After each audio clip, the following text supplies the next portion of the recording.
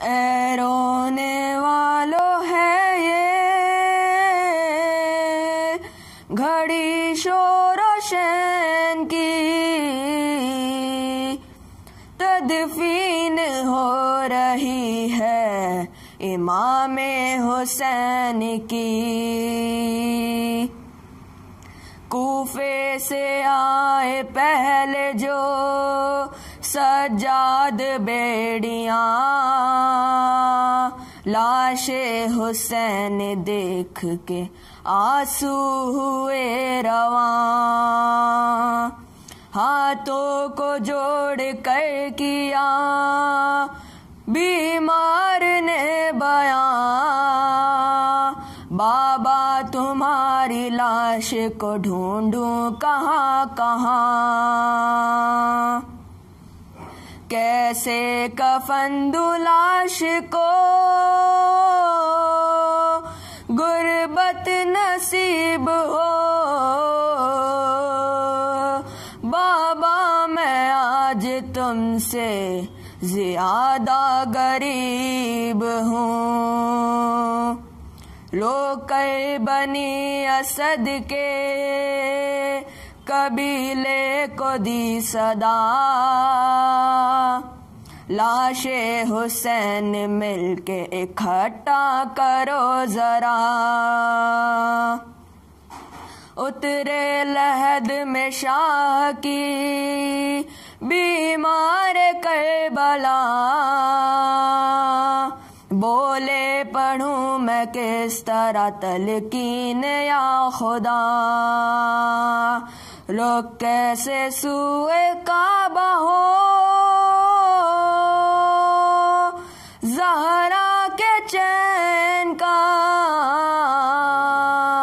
سر ہی نہیں یہاں میرے بابا حسین کا،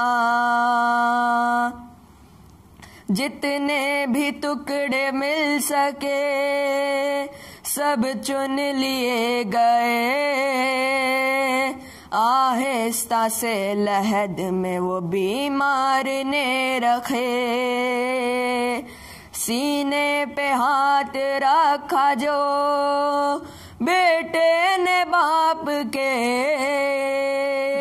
حالت پہ بابا جان کی سجاد رو پڑے، بولے کہ یاد آتی ہے اس وقت دادی جان، ارے توڑی ہے اس طرح میرے بابا کی پسلیاں، لوٹی ہے سے لاش غریب و دیار کی، گھوڑوں سے پہلے لاش کی پامال کی گئی، پھر کرتا ہے امامہ ابا لے گیا کوئی، یہی نہیں کہ صرف انگوٹھی نہیں ملی، بے احترامی کی ہے یوں زہرا کے چین کی، ارے انگلی لائن کاٹی ہے بابا حسین کی، تیروں سے سارا جسم ہے ہائے بھرا ہوا، پہلو پہ بابا جان کے نیزہ گڑا ہوا، تیرا جگہوں سے ان کا گلا ہے کٹا ہوا، ہے تن یہاں پہ سر وہاں خون سے بھرا ہوا، سر دیکھ کے یقین ہے میرے خاندان کو، ارے مارا ہے پتھروں سے میرے میرے بابا جان کو بڑھ کر بنی اسد نے ایک بات پوچھ لی، مولا معاف کیجیے گر ہو خطا کوئی، چھوٹی سی کیا یہ سینے پہ شہر رکھی ہوئی، عابد کی بات سن کے ہر ایک ماں تڑپ گئی، بولے یہ دیکھ دیکھ کے دل پاش پاش سینے پہ بابا جان کے اصغر کی لاش ہے، پوچھا کسی نے مولا برابر میں کون ہے، شبیر اس کے سینے پہ کیوں ہاتھ ہے رکھے، لگتا ہے ان کو پیار تھا اس نوجوان سے، اکبر کا نام لیتے ہی سجاد رو پڑے، بولے کہ ہاتھ سینے پہ یوں ہے رکھا ہوا ہے، بیٹے کے کلیجے میں نیزہ لگا ہوا، آئی صدائے فاطمہ زہرا کی قبر سے، سجاد لوٹ آؤ کہ بابا کو رو چکے، کوفے میں یاد کرتی ہیں بیٹی میری تجھے، تم تو یہاں ہو وہ بھلا آواز کس کو دے، زینب کے دل کو اور بھی ظالم رلاتا ہے، شمر لئی بہن کو تماچے لگاتا ہے، سجاد کربلا کے وہ منظر عجیب تھے، فرعون آ رہی تھی یہ آواز قبر سے، ملوا دو بیٹا پھر ذرا عباس سے مجھے، بولو کہ آخری یہ میری بات مان لے، عابد پکارے اے دلے احسان آئیے، مٹی لحد پہ ڈالنے عباس آئیے، مٹی لحد پہ ڈالنے عباس آئیے، صلوات بر محمد والے محمد۔ مرحوم غلام رزاق ابن نظر علی آثاریہ اور مرحومہ شہناز بانو تیجا کو یاد کرتے ہوئے اور تمام مرحوم مؤمنین و مؤمنات کو یاد کرتے ہوئے رحم اللہ من قرأ الفاتحہ۔ بسم اللہ الرحمن الرحیم، الحمد للہ رب العالمین، الرحمن الرحیم مالک یوم الدین، ایاک نعبد و ایاک نستعین، اہدنا الصراط المستقیم، صراط الذین انعمت علیہم غیر المغضوب علیہم ولا الضالین۔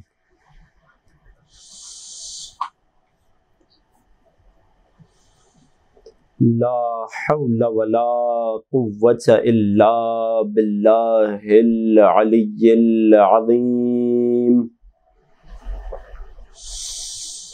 اعوذ باللہ السمیع العلیم من الشیطان اللعین الرجیم، بسم اللہ الرحمن الرحیم الحمد للہ الذی خلقنا فی امت الذی فاز رتبته الی قاب قوسین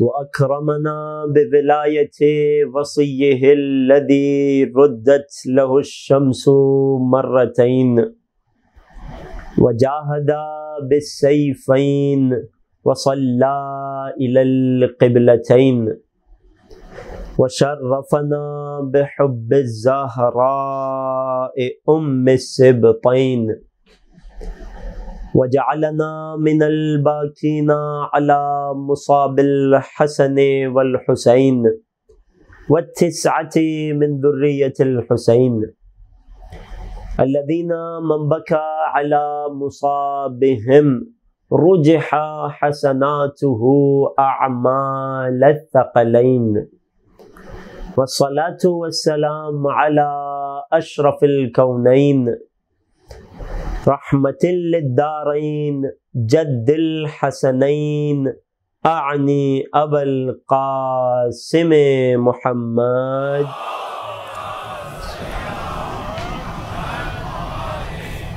وعلى أهل بيته الأطيبين الأطهرين رحمة الله على محبيهم ولعنة الله على أعدائهم ومنكري فضائلهم وغاصبي حقوقهم أجمعين أما بعد فقد روي عن رسول الله صلى الله عليه وآله إن للحسين في بواطن المؤمنين معرفة مكتومة صدق رسولنا النبی الکریم. ایک درود ہدیہ کیجئے محمد و آل محمد.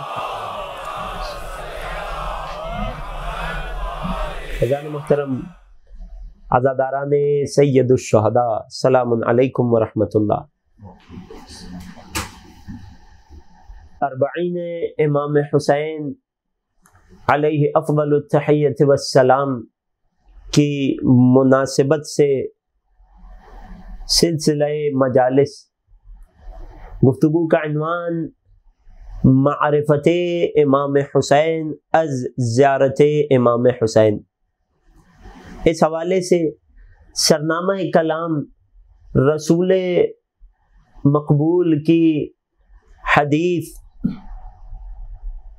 کہ جس میں پیغمبر ختمی مرتبت ارشاد فرماتے ہیں کہ ان للحسین فی بواطن المؤمنین، بے شک حسین کے لیے مؤمنوں کے ضمائر میں، مؤمنوں کے اندرون میں معرفت مکتومہ، ایک چھپی ہوئی معرفت خدا نے رکھی ہے. اس ذکر کو کرنے کا مقصد، اس موضوع کے انتخاب کا مقصد کہ ہمارے دلوں میں، ضمائر میں چھپی ہوئی اور پوشیدہ معرفت حسین کو دریافت کیا جا سکے. گزشتہ تقاریر میں یہ بات عرض کر چکا کہ آقا کی معرفت کے لیے ایک بہترین ذریعہ آقا حسین کی زیارت ہے، اور ان جملوں پر غور کرنا ہے کہ جو ائمہ طاہرین نے زیارت حسین میں ہمیں تعلیم دی ہے. اس حوالے سے گفتگو یہ جاری تھی. کل بات یہاں تک پہنچی تھی کہ یوں تو زیارت حسین وہ خیر ہے کہ جسے جتنا زیادہ انجام دیا جائے اتنا اچھا ہے، لیکن اس کے باوجود ائمہ طاہرین نے ہمیں بتایا ہے کہ کچھ ایسے بافضیلت دن ہیں کہ جن میں زیارت حسین کا مقام و مرتبہ، زیارت کی فضیلت، زیارت کے ثواب میں اضافہ ہو جاتا ہے. یہ کون سے دن ہیں؟ اگر خلاصتاً کہا جائے، اگر اجمالاً کہا جائے تو اسلامی سال کا ہر بافضیلت دن یا اسلامی سال کی ہر باشرف رات وہ ہے کہ جس میں خدا نے چاہا ہے کہ مومن حسین کی زیارت کرے، چاہے وہ دن ماہ رمضان کے ہوں، چاہے وہ راتیں ماہ رمضان کی ہوں، چاہے وہ دن ماہ رجب کے ہوں، ماہ شعبان کے ہوں، چاہے وہ عیدیں ہوں، چاہے کوئی اور تہوار ہوں، چاہے کوئی اور خدا کی عبادت سے مخصوص دن ہوں، ہر بافضیلت دن خدا نے چاہا ہے کہ حسین کی زیارت کی جائے۔ اس حوالے سے ان مخصوص ایام میں ائمہ طاہرین نے زیارت حسین کی کس قدر تاکید فرمائی ہے، روایات کی روشنی میں کل آپ کی خدمت میں بات پیش کی جا رہی تھی۔ ہم نے ماہ رجب کی مناسبتوں کا تذکرہ کیا، ہم نے ماہ شعبان اور خصوصاً شب نیمہ شعبان کی زیارت کی فضیلت آپ کی خدمت میں پیش کی، ہم نے ماہ رمضان اور شب قدر میں آقا حسین کی زیارت کی فضیلت اور تاکید پیش کی، ہم نے عید الفطر اور عید الاضحیٰ کے دنوں یا ان کی راتوں میں آقا حسین کی زیارت کی فضیلت آپ کی خدمت میں پیش کی۔ بات پہنچی تھی روز عرفہ اور شب عرفہ تک۔ روز عرفہ کیا ہے؟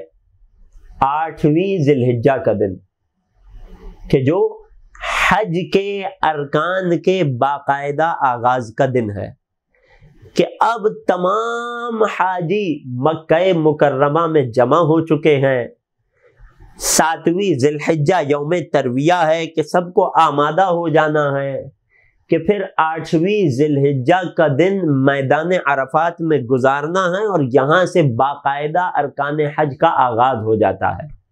حج کی ابتدا جس دن سے ہوتی ہے وہ روز عرفہ ہے، حج کی ابتدا جس رکن سے ہوتی ہے وہ میدان عرفہ میں حاجیوں کا وقوف ہے۔ یہ اہمیت ہے روز عرفہ کی کہ جس کے بغیر حج مکمل نہیں ہو سکتا، حج جیسی عظیم عبادت مکمل نہیں ہو سکتی۔ میدان عرفہ وہ کہ جس میدان پر خدا کی خاص نظر رحمت ہوتی ہے، کہ جس میدان میں جبل رحمت بھی ہے، رحمت کا پہاڑ بھی ہے، کہ جہاں دنیا بھر سے حاجی جمع ہو کر خدا کو منانے کی اور اپنے گناہوں کی معافی کی کوشش کرتے ہیں۔ وہ دن ذرا محسوس کیجئے گا، توجہ کیجئے گا، وہ دن کہ جو حج کا سب سے پہلا رکن ہے، کہ جو حج بیت اللہ کا آغاز ہے، کہ جو دن خدا کی عبادت سے منسوب اور مخصوص ہے، کہ جس دن خدا کی عبادت کی اس قدر تاکید ہے کہ اگر اس دن کا مستحب روزہ کہ جو بہت زیادہ فضیلت اور ثواب رکھتا ہے، نہ وقت ہے نہ موضوع ہے کہ تفصیل میں جاؤں، اس دن کی عبادت اتنی زیادہ اہم ہے کہ ہمیں تعلیم یہ دی گئی کہ اگر اس دن کا روزہ کسی کے لیے عبادت میں کمی کا، خلل کا، کمزوری کا باعث بن رہا ہو تو روزے کو ترک کرے اور عبادت میں زیادہ سے زیادہ وقت لگائے۔ وہ روز عرفہ کہ جو حج کا ابتدائی حصہ ہے، کہ جو حج کی ابتدا ہے، حج کا بنیادی رکن ہے، کہ جس کے بغیر حج میں وارد نہیں ہوا جا سکتا، کہ جس دن خدا کی عبادت کی اتنی اہمیت ہے، کہ جس دن روز عرفہ میدان عرفہ میں جمع ہونے والوں کے لیے خدا کی خاص رحمت ہے، اس مخصوص دن کو بھی حسین کی زیارت سے خالی نہیں رکھا گیا۔ بلکہ عجیب بات یہ ہے کہ جتنی اس دن کی فضیلت زیادہ ہے، جتنی اس دن عبادت کرنے کی تاکید زیادہ ہے، اتنی ہی اس دن زیارت امام حسین کی فضیلت اور تاکید بھی بڑھ جاتی ہے۔ عجیب فرمان ہے معصوم کا۔ کامل الزیارات کی روایت، چھٹے سرکار فرماتے ہیں، راوی آتا ہے، مولا میں نے اس سال حج کو درک نہیں کیا، میں نہیں جا سکا حج پہ۔ کیا کیا؟ کہتا ہے مولا اب ذرا سوچئے دین کا مزاج کس قدر بہتر انداز میں سمجھتا ہوگا یہ راوی، کہ جس نے اتنا اچھا فیصلہ کر لیا کہ اگر میں حج پر نہیں پہنچ سکا، اگر مجھے روز عرفہ میدان عرفہ میں نصیب نہیں ہوا تو کیا کیا؟ امام نے پوچھا، کہتا ہے مولا میں نے روز عرفہ کربلا معلی میں آپ کے جد حسین کی زیارت میں گزارا۔ میدان عرفہ نہیں ملا، مولا میں نے کربلا معلی میں یہ دن گزارا۔ کیا فرماتے ہیں؟ قد احسنت، تو نے بڑا بہترین کام کیا مولا، کیا حکمت ہے؟ فرماتے ہیں ان اللہ عز وجل ينظر الى زوار قبر الحسین قبل ان ينظر الى اہل العرفہ فی عشیۃ عرفہ۔ خدا روز عرفہ، عرفہ کے دن، اس سے پہلے کہ میدان عرفہ میں موجود اپنے گھر کے حاجیوں پر نگاہ کرے، خدا میدان کربلا میں روز عرفہ حسین کے زائروں پر اپنی نگاہ رحمت کرتا ہے، پہلے ان کی حاجتوں کو پورا کرتا ہے، پہلے انہیں گناہوں کی بخشش دیتا ہے، پھر میدان عرفہ میں اپنے حاجیوں کی طرف نگاہ رحمت فرماتا ہے۔ اللہ اکبر! تصور کر رہے ہیں، محسوس کر رہے ہیں یہ کیا ماجرا ہے؟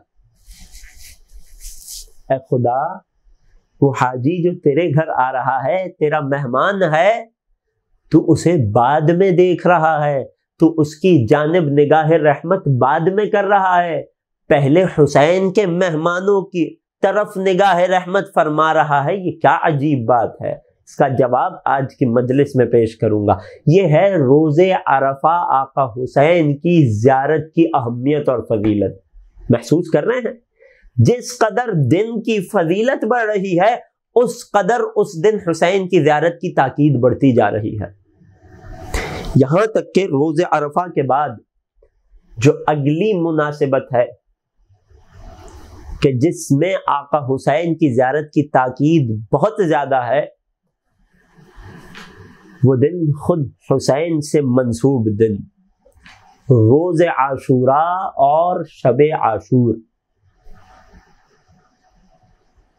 اس دن کی حسین کی زیارت سے کیا مناسبت ہے، کربلا پہنچنے سے کیا مناسبت ہے، یہ کسی بیان کی محتاج نہیں ہے۔ روز عاشور کربلا معلی میں حاضر ہونا در حقیقت یا لیتنا کنت معکم فافوز معکم کی عملی گواہی ہے کہ کاش میں 61 ہجری میں روز عاشور آپ کی خدمت میں ہوتا تو آپ کے ساتھ کامیاب ہو جاتا، آپ پر اپنی جان قربان کر دیتا۔ مولا 61 ہجری میں نہیں پہنچ سکا، جس سن و سال میں ہوں میں روز عاشور کربلا پہنچ کر اپنے اس عہد کا عملی اقرار کر رہا ہوں۔ یقین جانیے، جس قدر فضیلت، ایک ادنا سا طالب علم ہونے کے ناطے پوری ذمہ داری سے روایات میں تتبع کر کے عرض کر رہا ہوں اور ذمہ داری سے عرض کر رہا ہوں۔ آپ نے ماہ رجب کربلا کی زیارت کی فضیلت سنی، آپ نے ماہ شعبان میں کربلا کی زیارت کی فضیلت کو سنا، ماہ رمضان اور شبہائے قدر میں کربلا کی زیارت کی فضیلت کو سنا، آپ نے عیدین پر عید فطر و عید الاضحیٰ پر حسین کی زیارت کا شرف سنا، آپ نے روز عرفہ آقا حسین کی زیارت کا مقام و مرتبہ سنا، اور یقین جانیے یہ جو میں نے بیان کیا یہ اس سے بہت کم ہے کہ جو میں نے بیان نہیں کیا، کہ جو روایات میں ہم تک پہنچا۔ وقت نہیں ہے کہ میں زیادہ تفصیل میں جاؤں۔ یہ تمام فضائل، اجر اور ثواب اور شرف زیارت حسین ایک طرف، اور روز عاشور حسین کی زیارت کی فضیلت میں وارد ہونے والی روایت کا ایک ایک جملہ ایک طرف۔ عجیب مقام ہے زیارت کا۔ روز عاشور حسین کی زیارت کی جو تاکید ہے، جو شرف ہے، جو ثواب ہے، وہ سال بھر کسی اور مناسبت پر نہیں ہے، روایات آل محمد کی روشنی میں۔ عجیب روایت ہے۔ کیا فرماتے ہیں؟ روز عاشور، شب عاشور حسین کی زیارت پہ پہنچنا خدا ہم سب کو نصیب کرے۔ معصوم امام کیا فرماتے ہیں؟ من بات عند الحسین لیلۃ عاشوراء، جو شخص شب عاشور حسین کے سرہانے گزارے، کربلا میں حسین کی زیارت میں بسر کرے، یہاں تک کہ روز عاشور ظہر اور عصر تک کربلا معلی میں حسین کی زیارت میں اپنے دن گزارے، مولا اجر کیا ہے، فضیلت کیا ہے؟ فرماتے یوم قیامت میں محشور ہوگا تو کیسے ہوگا؟ کالمتشحق بدمہ فی مع الحسین، یہ اس شخص کی مانند اٹھے گا، یہ روز قیامت اس حالت میں اٹھے گا کہ حسین کی ہمراہی میں زخم کھا کھا کر اپنے خون میں غلطاں ہو چکا ہو۔ یہ وہ مقام تھا جو شہداء کربلا کو ملا۔ زیارت عاشور، روز عاشور حسین کی زیارت پر جانے والے کے لیے کہا جا رہا ہے کہ یہ اس شخص کی مانند ہے کہ جو حسین کے ساتھ زخم کھا کر اپنے خون میں غلطا ہو۔ کوئی سوچ سکتا ہے کہ اس کا ثواب، اس کا اجر، اس کی فضیلت، اس کا شرف کیا ہوگا؟ توجہ کر رہے ہیں عزیزوں؟ یہ ہے روز عاشور، آقا حسین کی زیارت کی فضیلت میں وہ تعبیر، وہ روایت جو معصوم نے ہمیں بتائی۔ اور بھی بہت سی روایات ہیں جن کی طرف نہیں جاؤں گا۔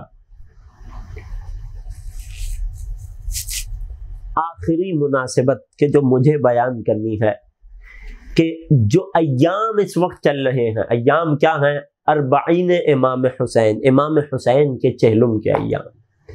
بہت معروف حدیث ہے، روز 40 چہلم امام حسین کے دن امام حسین کی زیارت کی۔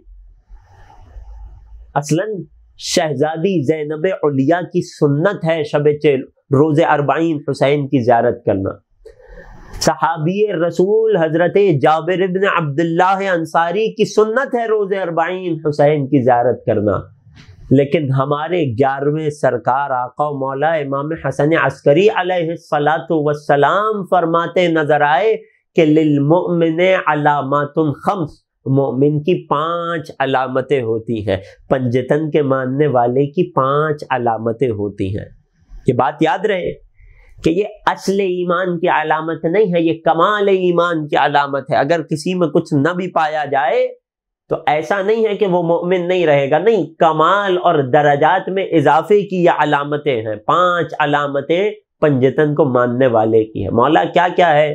فرماتے ہیں التختم بالیمین، داہنے ہاتھ میں انگشتری پہننا، والصلاۃ 51، 51 رکعت نماز روزانہ ادا کرنا۔ کیسے نماز 51 رکعت بنتی ہے؟ اپنے نوجوان دوستوں، کم سن بچوں کے لیے عرض کروں، علامات مومن میں سے ہے 17 رکعت روزانہ کی پنجگانہ واجبات، پھر ہر نماز کی نفل، 8 رکعت ظہر کی نفل، 8 رکعت عصر کی نفل، 2 رکعت مغرب کی نفل، 2 رکعت نماز عشاء کی وہ نفل کہ جو بیٹھ کر پڑھی جاتی ہے، اور بیٹھ کر پڑھی جانے والی 2 رکعت نفل نماز روایت کے مطابق کھڑے ہو کر پڑھی جانے والی 1 رکعت نماز کے برابر شمار ہوتی ہے۔ پھر فجر کی 2 رکعت نفل، اور اس کے علاوہ روزانہ کی نماز شب، نماز تہجد کی 8 رکعت نفل نمازیں، اور 2 رکعت نماز شفع اور 1 رکعت نماز وتر۔ یہ تمام ملا کر 51 رکعت بنتی ہے۔ مولا حسن عسکری فرما رہے ہیں کہ مومن کی علامتوں میں ایک علامت 51 رکعت نماز پڑھنا ہے۔ یہاں ایک فتویٰ، ایک نسخہ آپ کی خدمت میں نقل کرنا چاہوں گا۔ یقیناً وہ مومن ہی کی کیا کہ جو کسی عمل کی فضیلت امام کی روایت میں سنے اور اس کے دل میں اس عمل کو انجام دینے کی آرزو نہ پیدا ہو، خواہش نہ اٹھے، تو ایک آسانی کہ جو اسلام نے، شریعت نے ہمیں دی، وہ کیا؟ مستحب نمازیں، نفل نمازیں، روزانہ کی پنجگانہ نمازوں کی نوافل اور نماز تہجد کی 11 رکعتیں۔ یہ نفل نمازیں وہ ہیں کہ اگر انسان سفر میں ہو، چل کر کہیں جا رہا ہے یا سواری پر سوار ہے، تو اس صورت میں قبلہ رو ہونے کی شرط بھی فاقد ہو جاتی ہے، ہٹ جاتی ہے۔ بیٹھے بیٹھے نماز پڑھتے رہیے، خدا اسے نفل نماز شمار کرتا رہے گا۔ ذکر خدا میں مشغول رہیے، خدا آپ کو نفل نماز کا ثواب دیتا رہے گا، اور علامت مومن بھی پوری ہو جائے گی۔ مولا کتنی علامتیں؟ 5 علامتیں۔ پہلی علامت التختم بالیمین، داہنے ہاتھ میں انگشتری کا پہننا، والصلاۃ 51، 51 رکعت روزانہ نماز ادا کرنا، وتعفیر الجبین، جب سجدہ کرے تو خاک پر سجدہ کرنا، والجہر بسم اللہ الرحمن الرحیم، نماز میں بلند آواز سے درود پڑھنا۔ 5ویں علامت میرے 11ویں مولا فرماتے ہیں مومن کی 5 علامتوں میں 5ویں علامت ہے وزیارت الاربعین، روز 40 آقا حسین کی زیارت کرنا۔ یہ علامات مومن میں سے ہے، یہ مومن کے کمال ایمان ہونے کی علامت ہے۔ خدا ہم سب کو دنیا میں بار بار روز 40 آقا کی زیارت، آخرت میں مولا کی شفاعت نصیب فرمائے۔ یہ ہے مختلف مناسبتوں پر، ان دنوں پر کہ جو خدا سے منسوب ہیں، جو خدا کی عبادت کے دن ہیں، جو آقا حسین سے منسوب دن ہیں، ان مختلف دنوں میں آقا حسین کی زیارت کی فضیلت۔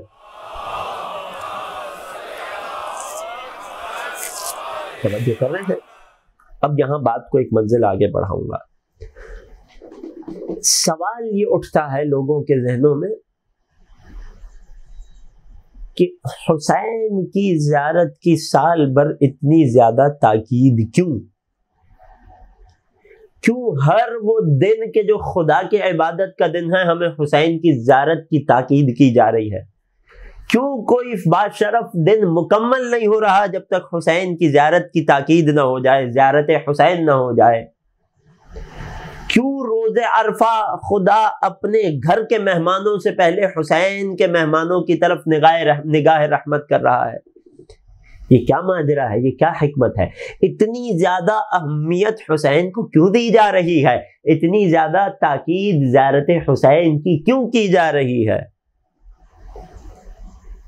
ایک جواب تو بہت آسان ہے جو ابتدائی مجالس میں دیا گیا۔ حسین سے ملاقات کی اتنی زیادہ تاکید اس لیے کی جا رہی ہے کہ تم ایک مرتبہ حسین سے مل تو لو، ملاقات تو کر لو، حسین کی معرفت تو حاصل کر دو، خود بخود خدا کی معرفت حاصل ہو جائے گی۔ لیکن بات اس سے بڑھ کر ہے، کیوں خدا حسین کی زیارت کو ہر عبادت میں شامل کر رہا ہے، ہر بافضیلت دن میں زیارت حسین کو داخل کر رہا ہے؟ یہ کیا ماجرا ہے؟ یہ کیا حکمت ہے؟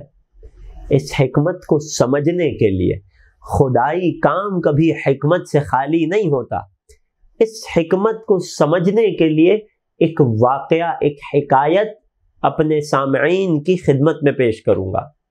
جو اس حکایت کو سمجھ لے گا اسے زندگی بھر ذہن میں یہ سوال نہیں اٹھے گا کہ کیوں خدا نے حسین کو یہ رتبہ دیا، کیوں آج دنیا میں ہر جا حسین حسین ہو رہا ہے، کیوں کوئی بافضیلت دن، کوئی عبادت کا دن حسین کی زیارت سے خالی نہیں ہونا چاہیے؟ ماجرا کیا ہے؟ کیوں حسین کو اتنی اہمیت، اتنی امپورٹنس، اتنی عظمت، اتنا رتبہ دیا جا رہا ہے؟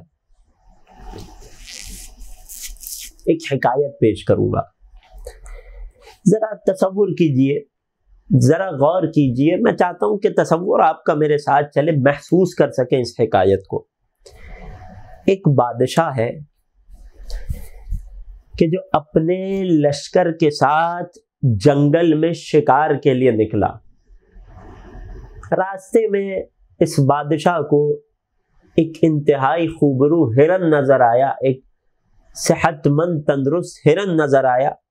بادشاہ نے نشانہ لے کر تیر چلایا، لیکن ہرن کہ جو بھاگنے میں بہت تیز ہے وہ بادشاہ کے تیر سے بچ گیا، تیر چوک گیا۔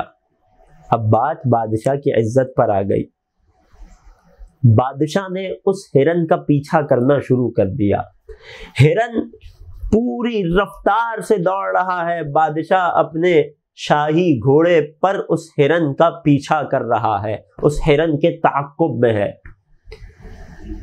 جب بہت دور نکل آیا تو بادشاہ نے محسوس کیا کہ اب وہ ہرن کے قدموں کے نشان کھو چکا ہے، اب ہرن اس کے ہاتھ سے نکل چکا ہے۔ جب بادشاہ دوبارہ مڑا اپنے لشکر کی طرف پلٹنے کے لیے تو اس بات کو محسوس کیا کہ ہرن کے تعاقب میں اپنے ہم نواؤں، اپنے لشکریوں، اپنے جاہو جلال سے بھی بہت دور نکل چکا ہوں۔ بادشاہ جنگل میں بھٹک چکا ہے، اور جنگل میں بھٹکنا کسے کہتے ہیں، یہ کیسا احساس ہے، اسے شہری طبقہ نہیں سمجھ سکتا۔ تصور کیجئے، غور کیجئے، اب بادشاہ کہ جو ایک سلطنت کا بادشاہ ہے، جس کی آنکھ کے ایک اشارے پر، جنبش ابرو پر اس کی خواہش کے مطابق طعام حاضر کر دیا جاتا ہے، اس کے آرام کا اس کے ملک میں خیال رکھا جاتا ہے، یہ اپنی سلطنت کا اہم ترین فرد ہے، مگر جنگل میں تنہا ہے۔ یہاں اس کی بادشاہت اسے کوئی کام نہیں آ رہی۔ کچھ دن بادشاہ اسی اثنا میں جنگل میں بھٹکتا رہا، 2 سے 3 دن گزر گئے، اسے اپنا لشکر نہ مل سکا، جنگل گہرے اور تاریک ہوتے چلے گئے۔ اب بھوک اور پیاس سے بادشاہ کی حالت خراب ہونے لگی، بادشاہ کی حالت غیر ہونے لگی۔ بادشاہ کے ہاتھوں سے امیدوں کے تمام دامن چھوٹ رہے تھے، اسے اپنی موت سامنے نظر آ رہی تھی کہ اچانک چلتے چلتے اس کی نگاہ ایک خستحال جھونپڑی پر پڑی۔ بادشاہ کے دل میں امید کی ایک کرن جاگ اٹھی کہ اب شاید میری جان بچ جائے۔ کون؟ اپنی سلطنت کا بادشاہ۔ جان بچانا مشکل ہو گیا۔ بادشاہ جھونپڑی کے قریب آیا، کیا دیکھا کہ جھونپڑی میں فقط ایک بڑھیا، ایک ضعیفہ خاتون رہتی ہے۔ اس ضعیفہ نے جب بادشاہ کی حالت کو دیکھا تو انسانی ہمدردی کے ناطے اپنی بکری کا دودھ اسے پیش کیا۔ بادشاہ کی پیاس بجھ گئی مگر بھوک نہ مٹ سکی۔ وہ بڑھیا کہ جو تنہا اس جنگل میں رہ رہی ہے، اس بڑھیا کا کل سرمایہ، یہ سامنے کون ہے کہ جس کی جان کی حفاظت کرنی ہے؟ سلطنت کا بادشاہ، مگر یہاں بے سہارا ہے۔ یہ بڑھیا کہ جو جان کو بچا رہی ہے، اس بڑھیا کی کل دولت، کل سرمایہ ایک بکری ہے، یہ ایک بھیڑ ہے کہ جس کا اون بیچ کر اور جس کے دودھ پر یہ گزارا کر رہی ہے۔ جب بادشاہ کی حالت غیر ہوتے دیکھی تو اس بڑھیا نے اپنی اس بھیڑ کو، اس کل سرمایے کو، اس ایک جانور کو جو اس بڑھیا کی کل کائنات اور ملکیت تھی، بڑھیا نے اسے ذبح کر دیا، اس کا گوشت بھون کر بادشاہ کو کھلا دیا۔ بادشاہ کی جان میں جان آ گئی، طاقت بحال ہو گئی۔ اب جب طاقت بحال ہوئی تو بادشاہ نے بڑھیا کو بتایا کہ میں جنگل کی پڑوسی سلطنت کا بادشاہ ہوں، اور جب تم میرے علاقے میں آنا تو میرے دربار میں آنا اور مجھ سے اپنے اس احسان کا بدلہ لے کر جانا۔ بادشاہ دوبارہ سفر پہ نکلا، حالات سازگار رہے، یہ اپنی سلطنت پہنچ گیا، دوبارہ حکومتی امور میں مشغول ہو گیا، اس ماجرے کو فراموش کر گیا۔ ایک طویل عرصہ گزر گیا کہ جس کے بعد وہی بڑھیا اس بادشاہ کے دربار میں آئی۔ بادشاہ نے اسے ملاقات کی اجازت دی، بڑھیا کی بڑی آہو بھگت کی، بڑی مہمان نوازی کی، اور اپنے وزیر خزانہ سے کہا کہ ذرا اشرفیوں سے بھری ایک تھیلی اس بڑھیا کے حوالے کر دو، اور یہ کہہ کر اکڑ کر کہنے لگا کہ تم نے مجھے ایک بھیڑ قربان کر کے کھلائی تھی، ان اشرفیوں سے تم کئی 100 بھیڑیں خرید سکتی ہو، اور اترا کر کہنے لگا کیا میں نے اپنا احسان چکا دیا؟ بڑھیا نے خاموشی سے وہ اشرفیہ لی اور پلٹنے لگی۔ اس بادشاہ کے دانا وزیر نے اسے مخاطب کر کے بتایا، بادشاہ سلامت، آپ نے بڑی سخاوت کا اظہار کیا ہے، لیکن آپ نے اس کا احسان نہیں چکایا۔ اللہ اکبر! جو پہنچ گئے ہیں وہ محسوس کریں گے اس حکایت کے نتیجے کو۔ بادشاہ سلامت، آپ نے اس کا احسان نہیں چکایا، بڑی سخاوت دکھائی ہے آپ نے، مگر احسان نہیں چکا۔ بادشاہ نے بڑھیا کو روکا، کہا جتنی دولت دی اتنی ہی اور دے دو۔ وزیر کو مخاطب کر کے کہا کیا اب میں نے احسان چکا دیا؟ بادشاہ سلامت آپ کی سخاوت کے کیا کہنے، مگر احسان پورا نہیں ہوا، احسان برابر نہیں ہوا ابھی۔ یہاں تک کہ بات چلتی گئی، بادشاہ نے اس بڑھیا کو اپنی 1/4 سلطنت کا حاکم بنا دیا۔ وزیر دانا و حکیم کہتا ہے آپ نے سخاوت کی انتہا کر دی مگر احسان ابھی بھی پورا نہیں ہوا۔ بادشاہ نے طیش میں آ کر کہا ہم آدھی سلطنت اس کے نام کرتے ہیں۔ وزیر نے ادب سے ہاتھ جوڑ کے کہا کہ آپ نے سخاوت کی انتہا کی مگر احسان ابھی بھی پورا نہیں ہوا۔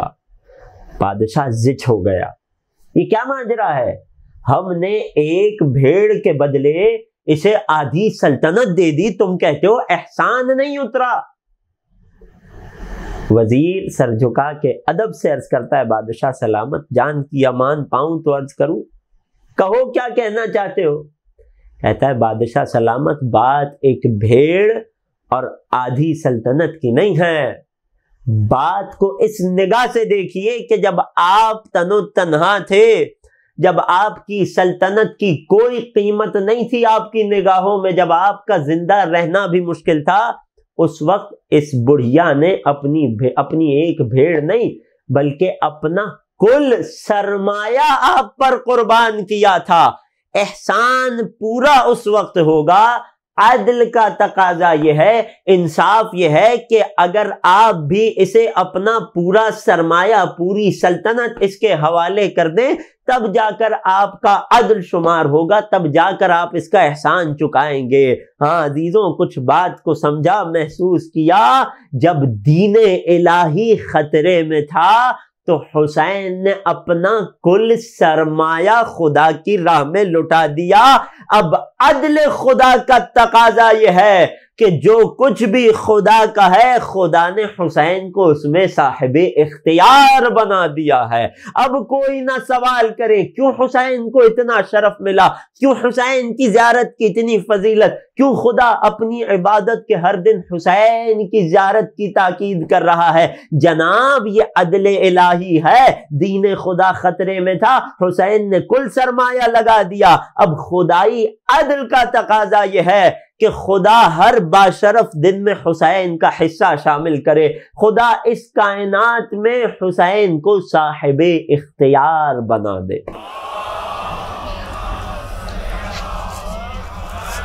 مرزا دبیر رحمت اللہ علیہ نے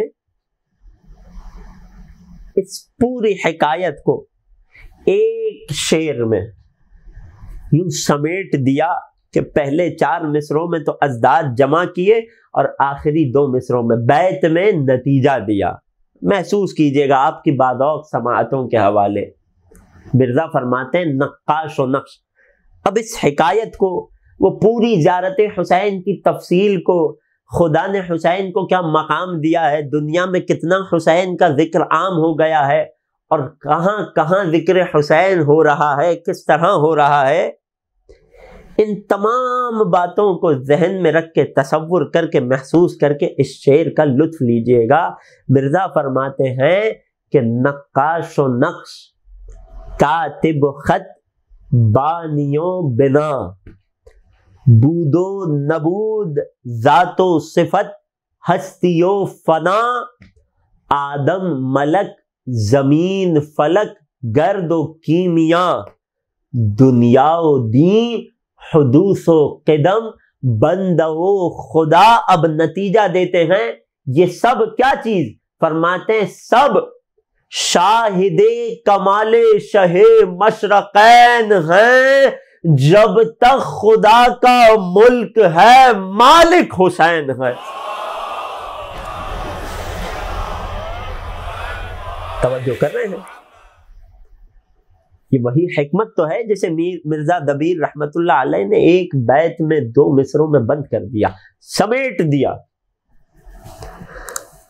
اب اس بیان کے بعد، اس حکمت کو محسوس کر لینے کے بعد، کبھی حسین کی کوئی فضیلت یا زیارت حسین کی کوئی بڑی سے بڑی فضیلت آپ تک پہنچے تو حیرت نہ کیجیے گا، تعجب نہ کیجیے گا، شک نہ کیجیے گا کہ حسین نے اپنا سب کچھ خدا کی بارگاہ میں لٹا دیا. وہ خدا کے جو عادل بھی ہے، حکیم بھی ہے، خدا کسی کی اچھائی کو ضائع نہیں ہونے دیتا. فَمَن يَعْمَلْ مِثْقَالَ ذَرَّةٍ خَيْرًا يَرَهُ، ذرہ برابر خیر کرو گے دیکھو گے وہ حسین کہ جس نے اپنا سب کچھ خدا کو دے دیا. کیا خدا اپنی سلطنت میں حسین کو صاحب اختیار نہیں بنا سکتا؟ کیا کیا قربانی حسین نے کربلا میں نہیں دی. کیا ایسی چیز تھی کہ جو حسین کے پاس تھی اور حسین نے خدا کی راہ میں نہ دی، خرچ نہ کی، بچا لیا. حسین کے پاس مال تھا، خدا کی راہ میں لٹا دیا. حسین کے پاس اولاد تھی، جوان بیٹے تھے، خدا کی بارگاہ میں دے دیے. 6 مہینے کا گود کا بچہ تھا، خدا کی بارگاہ میں لٹا دیا. حسین کے پاس بیٹیاں تھی، کیسی بیٹیاں؟ شہزادی کی شہادت ابھی گزری ہے. کیسی بیٹیاں کہ جو حسین کے دل کا چین تھی. جس گھر میں رباب اور سکینہ ہو اسی گھر میں حسین کو چین ملتا ہے. اس بیٹی کو بھی خدا کی راہ میں قربان کر دیا. حسین کے پاس گھر تھا، خدا کی بارگاہ میں لٹا دیا. حسین کے پاس مال و اسباب تھا، خدا کی خاطر لٹا دیا. حسین کے گھر کی مستورات تھی، خدا کی خاطر انہیں در در پھرایا گیا. کچھ نہیں بچا. کوئی ایسی دولت نہیں تھی کہ جو حسین کے پاس تھی اور حسین نے خدا کی خاطر قربان نہ کر دی ہو. ہاں عزیزوں، یہ حسین ہی تھے کہ جو سب کچھ لٹا کر نوک نیزہ پہ سر بلند ہو کر جا رہے تھے. جگہ جگہ قرآن کی آیتیں پڑھتے تھے، لوگوں کو اپنا تعارف آیتیں پڑھ کے کروا رہے تھے. اور شاید قرآن کی آیتیں حسین یوں ہی نہ پڑھتے ہوں. حسین بھرے بازاروں میں قرآن کی آیتیں پڑھتے تھے. شاید ایک حکمت یہ بھی ہو کہ شاید میں آیتیں پڑھوں گا، لوگ کٹے سر سے تلاوت قرآن کو سن کے میری طرف متوجہ ہو جائیں گے اور لوگوں کی نگاہیں میری بے مکنا چادر بہنوں کے سروں سے ہٹ جائیں گی. یہ سر حسین اسی طرح چلتا رہا یہاں تک کہ دربار یزید میں اسے تشت میں رکھ کر لایا گیا. لعین اس سر سے گستاخی کرتا رہا. خدا کی خاطر حسین یہ قربانی بھی دے رہا ہے. لعین کے ہاتھ میں ایک چھڑی تھی، لعین دندان حسین پر ٹکراتا رہا. حسین کی بہن خدا کی خاطر دیکھتی رہی. ہاں دربار میں ایک صحابی تھا جو کھڑا ہوا کہنے لگا، اے لعین، میں نے رسول اللہ کو ان ہونٹوں پہ بوسہ دیتے دیکھا ہے کہ جن ہونٹوں پر تو چھڑی کا وار کر رہا ہے.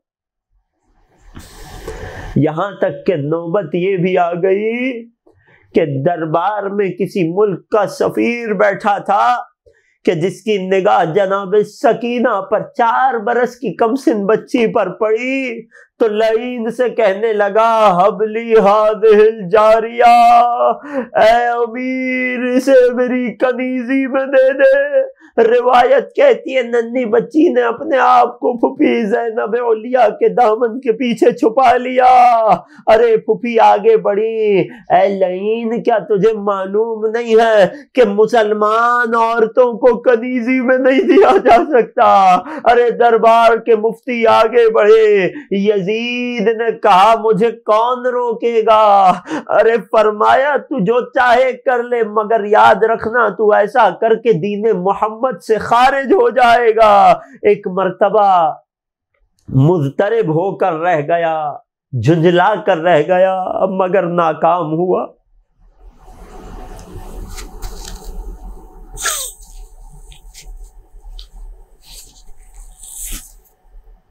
الا ولعنت اللہ علی القوم الظالمین.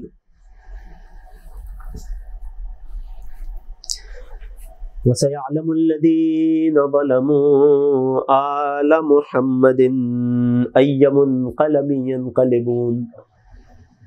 بار الہا تجھے واسطہ غربت حسین کا، تجھے واسطہ مظلومیت آقا حسین کا، ہمارے ناسوؤں کو قلب نازنین مادر حسین کے لیے مرہم کا باعث قرار دے۔ بار الہا فرش عزا کے صدقے ہمارے تمام صغیرہ و کبیرہ گناہوں کو معاف فرما۔ بار الہا حاضرین و سامعین کی تمام دلی حاجات کو بر فرما، بانیان کی توفیقات خیر میں اضافہ فرما۔ بار الہا جو مؤمنین پریشان حال ہیں ان کی پریشانیوں کو دور فرما۔ بار الہا دنیا میں جہاں کہیں عزاداران سید الشہداء آباد ہیں انہیں ہر بلا اور ہر وبا سے محفوظ فرما۔ بار الہا ہمارے مرحومین کی مغفرت فرما، جوار آل محمد میں جگہ عنایت فرما۔ سب سے بڑی دعا، سب سے بڑی آرزو، منجی بشر، منتقم کربلا، فرزند زہرا، قائم آل محمد کے ظہور میں تعجیل فرما اور ہمیں ان کے خاص اعوان و انصار میں شمار فرما۔ ربنا تقبل منا انك انت السميع العليم وتب علينا انك انت التواب الرحيم۔ ماتم حسین۔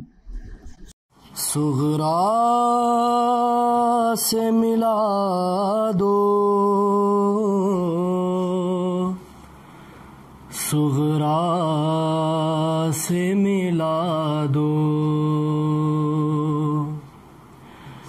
بیمار بہن کا مجھے چہرہ ہی دکھا دو۔ بابا بابا صغرا سے ملا دو،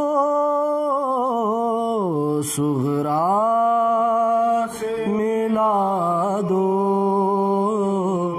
صغرا سے ملا دو،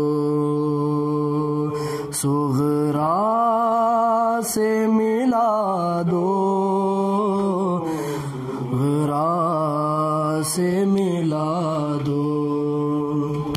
یہ بات ہے صد غم کی، گھٹا چھائی ہے مجھ پر،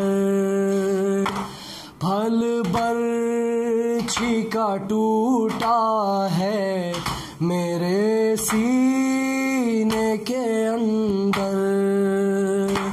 اے بابا نہ بچ پائے گا اب آپ کا اکبر، بیمار بیمار بیمار بہن کا مجھے چہرہ ہی دکھا دو، صغرا سے ملا دو، صغرا سے ملا دو، سے ملا دو، صغرا سے ملا دو۔ آتا ہے مجھے یاد مدینے کا وہ منظر، میں آؤں گا آیا تھا یہ بیمار سے کہہ کر، اب کہنا ہے جا دیتا ہے یہ تیرا برادر، بیمار بیمار بیمار بہن کا مجھے چہرہ ہی دکھا دو، صغرا سے ملا دو، صغرا سے ملا دو، صغرا سے ملا دو، صغرا سے ملا دو۔ ہوں دم جان کو اب کھوتا ہوں بابا، میں موت کی آغوش میں اب سوتا ہوں بابا، لیکن میں پریشان بہت ہوتا ہوں بابا، بیمار بیمار بیمار بہن کا مجھے چہرہ ہی دکھا دو، صغرا سے ملا دو، صغرا سے ملا دو، صغرا سے ملا دو، صغرا سے ملا دو۔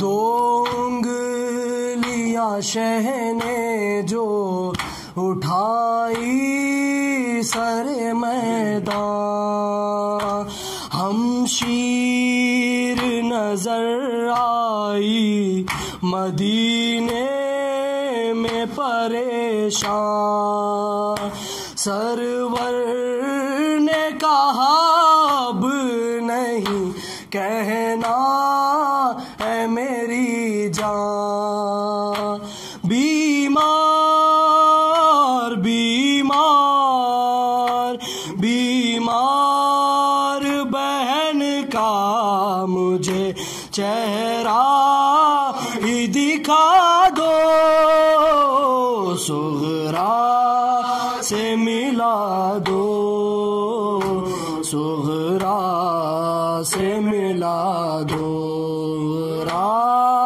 سے ملا دو، صغرا سے ملا دو۔ اکبر کے شرر دل پا یکایک ہوا صدمہ، رکنے لگی سانس اور متغیر ہوا چہرہ، کرتے ہوئے بند آنکھ کہا اب نہ کہوں گا، بیمار بیمار بیمار بہن کا مجھے چہرہ ہی دکھا دو، صغرا سے ملا دو، صغرا سے ملا دو، سے ملا دو، صغرا سے ملا دو۔ السلام علیکم یا ابا عبداللہ، السلام علیکم یا ابن رسول اللہ، السلام علیکم ورحمۃ اللہ وبرکاتہ، السلام علیکم یا وارث آدم صفوۃ اللہ، السلام علیکم یا وارث نوح نبی اللہ، السلام علیکم یا وارث ابراہیم خلیل اللہ، السلام علیکم یا وارث موسیٰ کلیم اللہ، السلام علیکم یا وارث عیسیٰ روح اللہ، السلام علیکم یا وارث محمد حبیب اللہ، السلام علیکم یا وارث امیر المؤمنین، السلام علیکم یا ابن محمد المصطفیٰ، السلام علیکم یا ابن علی المرتضیٰ، السلام علیکم یا ابن فاطمۃ الزہراء، السلام علیکم یا ابن خدیجۃ الکبریٰ، السلام علیکم یا سار اللہ وابن سارہ والوتر الموتور، اشہد انک قد اقمت الصلاۃ وآتیت الزکاۃ وامرت بالمعروف ونہیت عن المنکر وَأَطَعْتَ اللَّهَ وَرَسُولَهُ حَتَّى أَتَاكَ الْيَقِينُ فَلَعَنَ اللَّهُ أُمَّةً قَتَلَتْكَ وَلَعَنَ اللَّهُ أُمَّةً ظَلَمَتْكَ وَلَعَنَ اللَّهُ أُمَّةً سَمِعَتْ بِذَلِكَ فَرَضِيَتْ بِهِ يَا مَوْلَايَ يَا أَبَا عَبْدِ اللَّهِ أَشْهَدُ أَنَّكَ كُنْتَ نُورًا فِي الْأَصْلَابِ الشَّامِخَةِ والأرحام المطهرة لم تنجسك الجاهلية بأنجاسها ولم تلبسك من مدلهمات ثيابها وأشهد أنك من دائم الدين وأركان المؤمنين وأشهد أنك الإمام البر التقي الرزي الزكي الهادي المهدي وأشهد أن الأئمة من ولدك كلمة التقوى وأعلام الهدى والأروة الوثقى